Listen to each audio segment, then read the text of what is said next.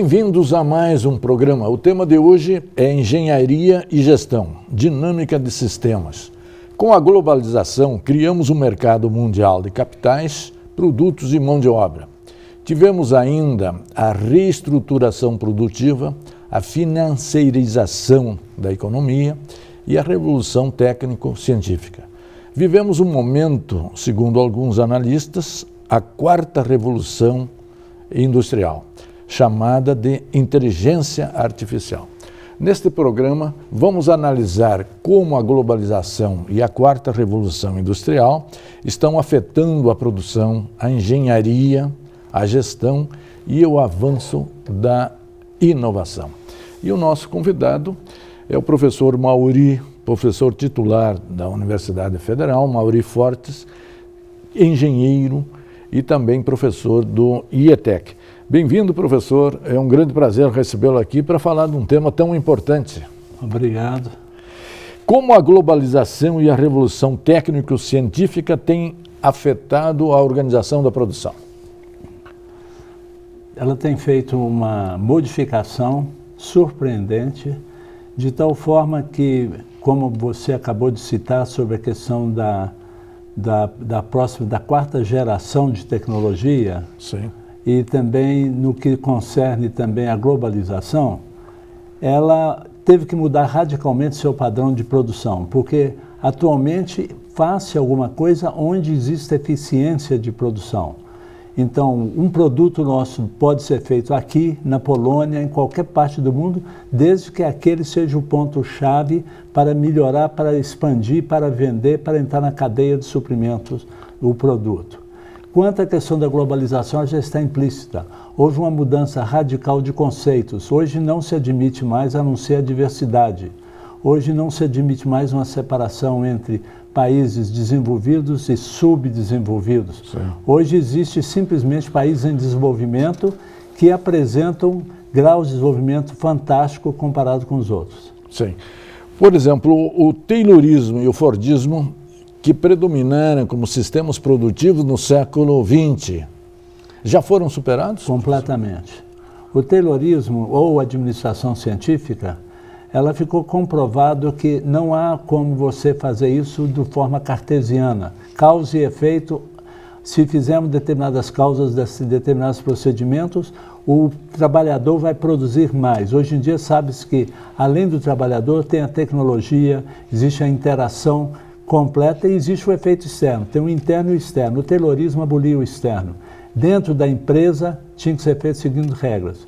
E o Fordismo? O Fordismo tinha o seguinte, bem, se por acaso tivesse que brincar e falar que o Ford, a partir do momento que ele falou que qualquer cor de carro para ele era bom desde que fosse preto, a gente já mais ou menos tem uma ideia. O Fordismo, por exemplo, ele conseguiu realmente ter um altíssimo grau de eficiência. Sim. Tá certo? Mas a partir do momento que surgiram opções, mais e mais opções, ele não prestou atenção numa coisa chamada marketing associado a baixo custo e alta eficiência e alta qualidade. Então, o marketing entrou em ação. A partir daí foram o Fordismo e o Taylorismo que geraram a moderna ciência de administração, que nada mais, nada menos que foi reação àquele procedimento inicial. Perfeito. Estamos na época da flexibilização, professor?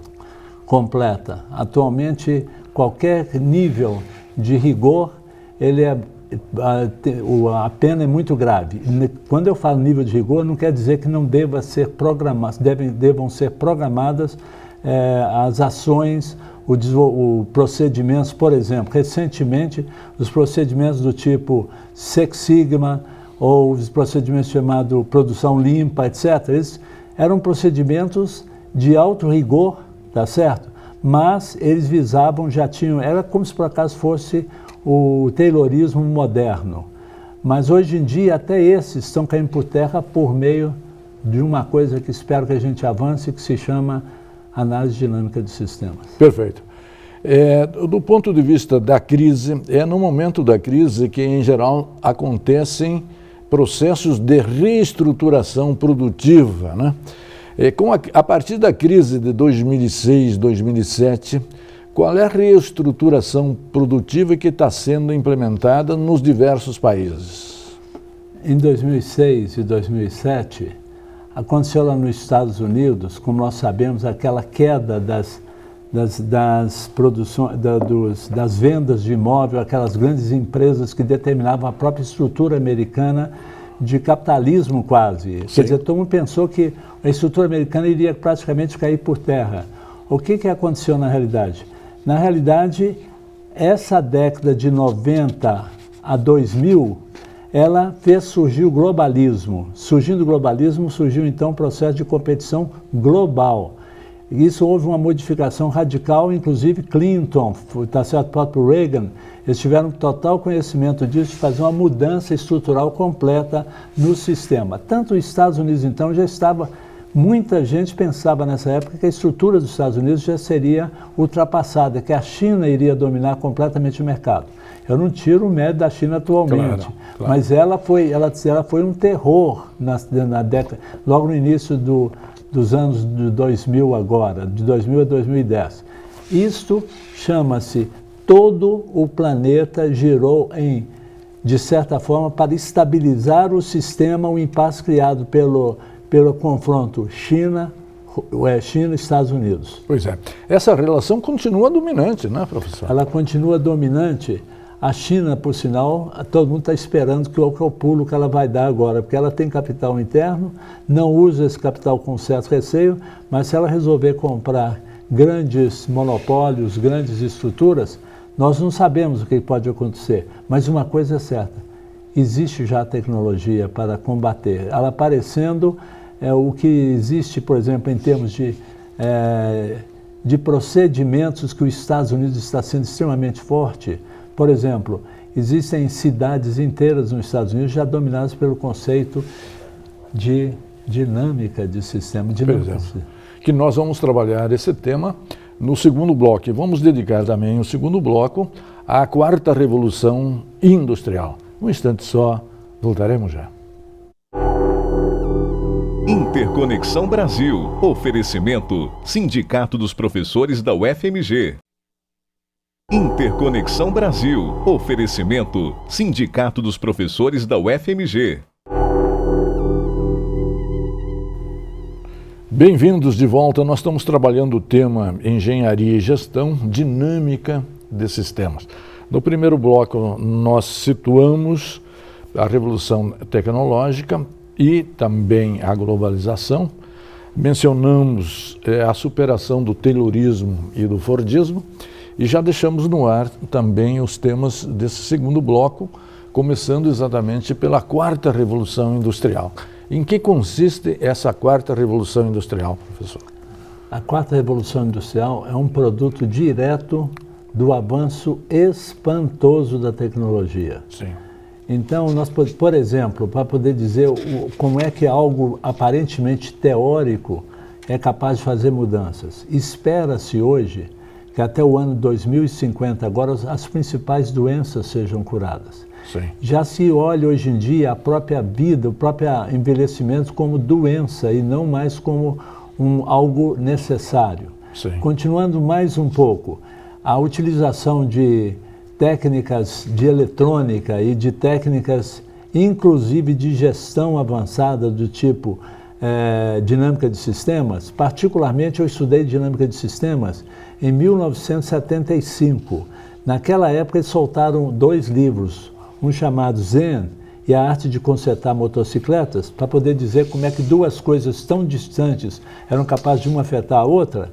E também eles criaram como o modelo de crescimento do mundo. Por que eu estou citando isso?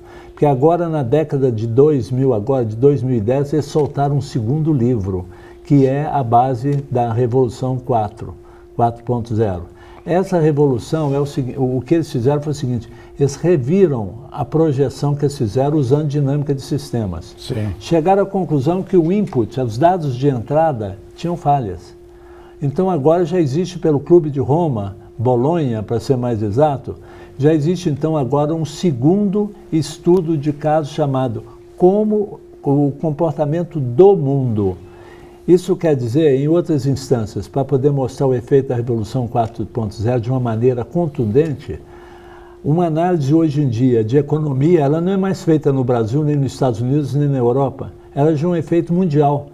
Lá eles analisam melhor a economia brasileira do que os nossos economistas avaliam. Tá certo? O comportamento, vamos dizer, ambiental brasileiro, ele já é totalmente avaliado pela ONU, pela FAO, pelos mecanismos da ONU, sem ter o Brasil como referência. Então nós somos capazes de analisar e tirar conclusões. Mas tem uma coisa importante também. Ela afeta o comportamento de nações, ela é mais profunda. É como se por acaso fosse um fator extremamente produtivo e vigorante. Atualmente no Brasil existe uma classe muito grande, pouco conhecida, de profissionais extremamente competentes, produtos da quarta geração. Porque a quarta geração ela exige o conhecimento intelectual. Ela exige um computador na frente da pessoa. Ela exige o conhecimento de, vamos dizer assim, de softwares, de técnicas de tecnologia da informação e ciência da computação e ciência computacional. E por incrível que pareça, o Brasil está razoavelmente bem avançado, usando atualmente isso. Obviamente que a política brasileira atrasou um pouco esse parte nos últimos 3 anos. Mas o Brasil é maior do que sua crise, como nós veremos mais na frente. Em que medida essa quarta revolução impacta as profissões atuais ou desqualifica o trabalho nos vários setores da economia?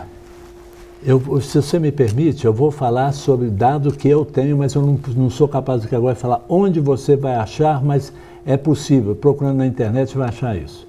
Atualmente sabe-se que o engenheiro, quando ele forma, se ele ficar 3 anos fora, sem trabalhar como engenheiro, aquele campo dele de ação de engenharia já não é mais aceito como algo em que ele possa atuar. 3 anos apenas. Já está desatualizado. Exatamente.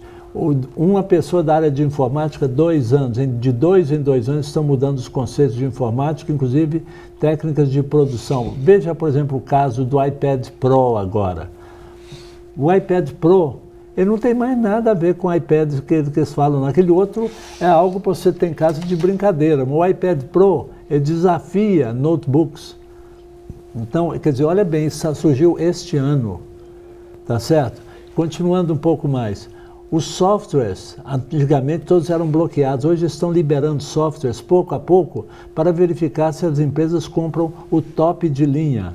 Um software fantástico que chama-se AnyLogic, qualquer lógica, o básico dele, que resolve o problema de tudo quanto é estudante, até nível de doutorado, é gratuito.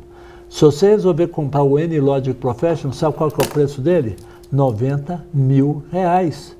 Então eles estão fazendo isso hoje em dia. Olha bem, não faz sentido para a gente dar um salto dessa margem. Isso chama-se a quarta geração, ou a geração 4.0 industrial tecnológica. Há também uma reação política a isso, que eu vou, de um lado, digamos, seriam os eleitores do Trump nos Estados Unidos, e um outro processo foi a saída do Reino Unido, da União Europeia. Quer dizer, a globalização, ela integra, mas também ela desintegra, desune. E parece haver certa reação negativa a esse processo de globalização e também dessa quarta revolução industrial. Como é que o senhor vê, quer dizer, de um lado, o avanço que o senhor já descreveu, e em que medida pode-se perceber essa reação? No caso da Inglaterra, muitas pessoas querem crer que o problema maior lá não foi tão tecnológico, foi o receio da taxa de natalidade do pessoal do pessoal da África, do Oriente Médio, etc. Problema da imigração. Mudando completamente o caráter do povo da própria Inglaterra. Então gerou-se uma xenofobia que é devido a isso. Geralmente quem conhece o sistema da África e vamos dizer assim, do Oriente Médio, ele sabe que é um sistema meio complexo, há necessidade. E lá eles levaram isso a sério demais. Quanto ao caso do Donald Trump, o que nós sabemos é o seguinte: Donald Trump, se a gente conhece direito, ele chegou durante um período da vida dele, ele entrou na falência, fez tudo lá, e fez, quer dizer, ele é uma espécie de... Ele é vamos dizer, ele sai totalmente fora dos padrões. Eu estou tentando escolher uma palavra aqui para poder, porque nós estamos numa entrevista aqui. Claro. Mas eu diria o seguinte, o Donald Trump, ele não perdura muito, porque se perdurar foi que uma pessoa um estadista republicano falou quando saiu do lado dele, falou o seguinte, eu não posso acreditar que os Estados Unidos consiga aguentar o Donald Trump mais que 2 meses. Perfeito. Talvez ele dê bem para empresário, mas não para presidente dos Estados Unidos. No terceiro bloco, nós voltamos a trabalhar exatamente a dinâmica de sistemas e a sua relação com a teoria da complexidade. Um instante só, voltaremos já. Interconexão Brasil. Oferecimento: Sindicato dos Professores da UFMG. Interconexão Brasil. Oferecimento: Sindicato dos Professores da UFMG. Bem-vindos de volta, estamos no nosso terceiro bloco, o tema é Engenharia e Gestão, Dinâmicas de Sistema. Nós já trabalhamos a globalização, a quarta revolução industrial, e já fizemos referências ao longo do primeiro e segundo bloco à dinâmica de sistemas. Em que consiste a dinâmica de sistema, professor? Certo. Primeiro vamos tentar colocar quem é que não segue a dinâmica de sistemas, que nós vamos levar um susto. Engenheiro anda na direção oposta. Dinâmica de sistema é um procedimento, é uma filosofia segundo a qual ninguém pode lidar na vida dele com causa e efeito. O livro básico, que é benéfico para todo mundo ler, que aconselho o MIT, chama-se The Fifth Discipline, a quinta disciplina. Ali ele explica tudo como deve ser a vida de uma pessoa baseada na dinâmica de sistema. Pois bem, a dinâmica de sistemas ela quer dizer o seguinte, a sua visão tem que ser holística. Existem relações causais que partem do presente para o passado e do presente para o futuro e voltam continuamente de tal forma que é impossível se predizer algo como se pensava antigamente. De uma maneira prática, em termos de organização, aquela ideia de um gestor, de um dono de empresa, de um CEO com poder, porque ele é uma pessoa competente, com experiência grande, etc., caiu por terra. Essa pessoa, de acordo com a dinâmica de sistemas, ela tem um modelo mental. Esse modelo mental dela pode ser derrubado instantaneamente, fazendo para ela quaisquer perguntas que gerem que levem a várias coisas ao mesmo tempo. Trata-se do pensamento mecanicista, não é isso, professor? O mecanicista, ele coloca uma relação causa e efeito múltiplo, levando também a retorno. Você tem toda a razão. Então, o mecanicista tende a colocar, vamos dizer que assim, uma coisa viva, uma coisa que se sente. O pensamento de dinâmica de sistemas coloque o valor que você quiser, a regra física que você quiser, o mecanismo que você quiser, mas deixe ele ir para o passado, deixe ele interagir com o outro. Você conhece o filme aquele da borboleta, como é que a borboleta afetava a China? Sim. A borboleta no Brasil ou nos Estados Unidos? Pois bem, aquele filme é um filme sobre dinâmica de sistemas. Qual a relação entre dinâmica de sistema e hoje que se fala muito a teoria da complexidade? Bem, eu vou te dar um motivo para poder falar sobre isso, que é gozado. Eu recebi existe uma empresa chamada Unisys, que vamos dizer, o CEO, o dono da empresa, que tem mais uns 350 milhões de dólares, chamado Peter Belolavec. Ele publicou mais de 120 livros sobre teoria da complexidade. Segundo ele, a teoria da complexidade resolve qualquer problema de gestão de empresas. Aí ele convidou uma pessoa, tá certo, para fazer o seguinte, para trabalhar com teoria da complexidade. Essa pessoa que eu conheço, começou a discutir, interagir com ele. Ele falou, olha, é para trabalhar na Noruega, é para trabalhar em Nova York, é para resolver o problema do Banco do Brasil e da Petrobras. Bem, essa pessoa era eu. Na hora que fez essa proposta para mim, eu falei para ele, muito bem, mas depende, quanto é que você paga? Ele falou assim, fala você quanto que quer receber. Mas vem cá, eu não entendo teoria de complexidade a nível de você me fazer uma proposta desse tipo. Nós já avaliamos todo o seu currículo, tudo. Já tinham entrado em absolutamente tudo da minha vida, mais do que eu. No meio da história, eu estou falando como é que a teoria da complexidade, o que ela faz. Sim. Então, a partir daí, sabe o que foi? Eu propus para ele o seguinte: eu quero ter um salário de professor titular de uma das 10 melhores universidades americanas. Resposta do Peter Belolavec diretamente para mim: escolha qual universidade. Eu falei assim: é para escolher Harvard. Ele falou: vamos fazer o seguinte, eu aceito sua proposta, na hora que chegar aqui nós melhoramos o seu salário. Infelizmente, eu recusei 4 vezes, porque eu acho que a minha situação aqui está razoável, mas ela continua de pé. E eu tenho aqui no celular, porque geralmente aqui no Brasil sempre tem uma pessoa que fala o que fez, mas não tem prova. Mas essa daí, eu fiz questão de guardar a prova. Então, perfeito. A ideia é o seguinte: a teoria da complexidade, ela é uma teoria de dinâmica de processos, essa análise dinâmica de sistemas e processos extremamente avançada. Ela supõe que nada é fixo, que tudo dá problema. Ela mistura a lei de Murphy com a lei de Norton. Quer dizer, a lei de Norton, como você sabe, ela fala que todo mundo tem defeito, inclusive você. Quer dizer, e a lei de Murphy fala que tudo pode dar errado. Tá certo? Na pior horário, da pior maneira possível. Em que medida, digamos, a teoria da complexidade é ensinada na universidade e aplicada em pesquisa, professor? Aqui no Brasil eu levei um susto. Eu fui dar uma investigada recentemente e notei que tem muita gente trabalhando. Mas existem 2 ângulos para você trabalhar. Temos que olhar aqui. Os 2 ângulos são válidos. Eu ainda não sei direcionar qual é mais eficiente. É claro que eu tento pensar do meu é mais eficiente, mas espera aí, não é para confiar isso que eu falei, não. Existe um lado de psicólogos, de pessoal da área de informação, de sociólogos trabalhando com teoria da complexidade sem quantificar. Sim. Então eles usam o que a gente chamaria de álgebra booleana.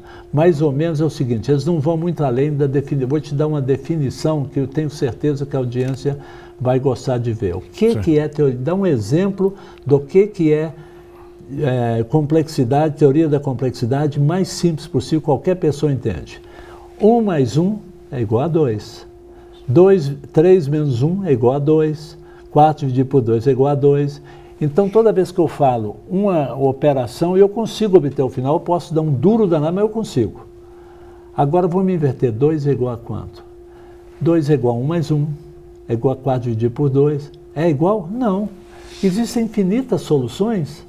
Ele passou de um problema simples, que dava uma solução, para o outro que tem infinitas soluções. Ele deixou de ser um problema simples para um problema complexo. Esse problema complexo, como é que ele pode ser resolvido? Por meio de restrição. Restrição é falar o seguinte: me fale, 2 é igual a soma de quais 2 números inteiros? Aí o problema ficou bem definido. É igual a 1 mais 1, isso tem que ser inteiro, dá 2. Então, um problema complexo, ele visa muitas vezes procurar a solução sujeita a restrições. Qual é a solução para o problema de Belo Horizonte no que concerne a boa gestão da prefeitura, que leva ao melhor desempenho da prefeitura? Perfeito. Professor, estamos no finalzinho do programa e eu vou aproveitar exatamente a teoria da complexidade para lhe colocar um problema concreto. Claro. Como resolver a crise econômica e política do Brasil na atualidade pela teoria da complexidade? Ótimo. Eu aprecio isso que você falou, que eu sempre dá uma vontade de falar sobre isso. No futuro, quando puder, eu me coloco à disposição para você chamar para a gente começar com essa pergunta no início aqui, vai ser interessante. Perfeitamente. Mas então eu vou deixar essa mais ou menos suspensa e vou lhe perguntar: o Brasil é maior do que suas crises, professor? Definitivamente é, a gente não acredita. O Brasil parece ser menor por causa da importância política que eles dão para pessoas que não deveriam ter essa importância política. E pela pouca valorização de apresentação das pessoas que realmente entendem do assunto. Por sinal, eu agradeço, eu não acho que eu sou o melhor não, mas tem muita gente igual ou melhor a mim, do que a minha própria pessoa, que poderiam aqui ajudar bastante a disseminar isso de uma maneira simples, lógica. E olha que eu não usei nenhuma integral hoje aqui. Sim, e complexa, né? Professor, muito obrigado pela sua presença, pelos seus esclarecimentos. Trouxemos a você, telespectador, uma reflexão dinâmicas de sistemas, teoria da complexidade, que são indicações para onde a economia e a ciência estão indo. E são ferramentas analíticas importantes, teóricas e analíticas e sintéticas, para nós enfrentarmos os problemas da atualidade, esperando que também sirvam de solução para a crise brasileira no momento. E a você, telespectador, que sempre nos acompanha e nos prestigia, muito obrigado pela sua audiência e até a semana que vem.